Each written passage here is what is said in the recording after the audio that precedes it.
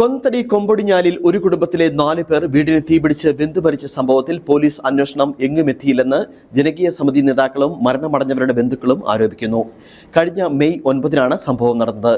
കൊലപാതകമാണെന്ന് സംശയിക്കുന്ന തെളിവുകൾ, മരണപ്പെട്ടവരുടെ postmortem report ഉണ്ടായിട്ടും അന്വേഷണം നടക്കുന്നില്ലെന്ന് ജനകീയ സമിതി അംഗങ്ങൾ വാർത്താ സമ്മേളനത്തിൽ പറഞ്ഞു.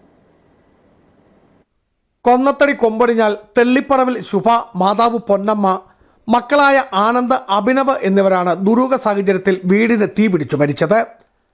സംഭവത്തിൽ ദുരൂഹതയുണ്ടെന്നും അന്വേഷണം എങ്ങുമെത്താത്ത സാഹചര്യത്തിൽ കേസ് ക്രൈംബ്രാഞ്ചോ CBIയോ അന്വേഷിക്കണമെന്നും ബന്ധുക്കളും ജനകീയ സമിതിയും ചെറുതോണിയിൽ വിളിച്ചു ചേർത്ത വാർത്താ സമ്മേളനത്തിൽ ആവശ്യപ്പെട്ടു. 25 മെയ് മാസം 9-ാം തീയതി തെള്ളിപ്പടവിൽ വീട്ടിൽ ശുഭയും ശുഭയുടെ അമ്മ പൊന്നമ്മയും 2 മക്കളും വീടിന് തീപിടിച്ച് വെന്തുമരിച്ച കേസിൽ ഇതുവരെ അന്വേഷണം എങ്ങും എത്തിയിട്ടില്ല. ഇതുവരെ അന്വേഷണ സംഘങ്ങൾ മാറി മാറി വന്ന് പരിശോധന നടത്തിയെങ്കിലും ഇതുവരെ അത് എങ്ങനെയാണ് തീ പിടിച്ചത്, KCBയിൽ വൈദ്യുതി തകരാറ് മൂലമാണോ തീ പിടിച്ചത്, അതോ അവർ സ്വയം ചെയ്തതാണോ, അല്ലെങ്കിൽ മറ്റാരെങ്കിലും അതിന് തീ കൊടുത്തതാണോ എന്നുള്ള കാര്യത്തെക്കുറിച്ചൊന്നും ഇതുവരെ വ്യക്തമായ ഒരു തെളിവും പോലീസ് പുറത്തുവിട്ടിട്ടില്ല. കൊലപാതകമാണെന്ന് സംശയിക്കുന്ന വിധത്തിലുള്ള തെളിവുകൾ പോസ്റ്റ്മോർട്ടം റിപ്പോർട്ടിൽ ഉണ്ടെന്നും ജനകീയ സമിതി അംഗങ്ങൾ പറയുന്നു.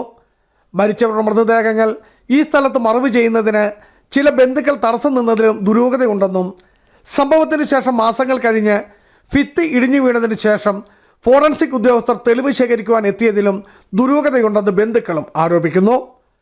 കൊലപ്പെടുത്തിയ ശേഷം വീടിന് തീയിട്ടതാണോ എന്ന് സംശയിക്കുന്നതായും വിദഗ്ധ ഏജൻസിക്ക് കേസന്വേഷണ ചുമതല നൽകാത്ത പക്ഷം ശക്തമായ സമരപരിപാടികൾക്ക് നേതൃത്വം നൽകുമെന്നും ജനകീയ സമിതി ഭാരവാഹികൾ പറഞ്ഞു. ചെറുതോണിയിൽ വിളിച്ചു ചേർത്ത വാർത്താ സമ്മേളനത്തിൽ convener KT Vinod Karukappallil, vice chairman Anil Devasya Vilakkunnel, ശുഭയുടെ ബന്ധുക്കളായ ഗിരീഷ് വയലെങ്കൽ, ഷിജി ഗിരീഷ്, ശ്യാം വെളിപ്പറമ്പൻ എന്നിവർ പങ്കെടുത്തു. Biju Vaishan Parambil, Idukki vision news, Idukki.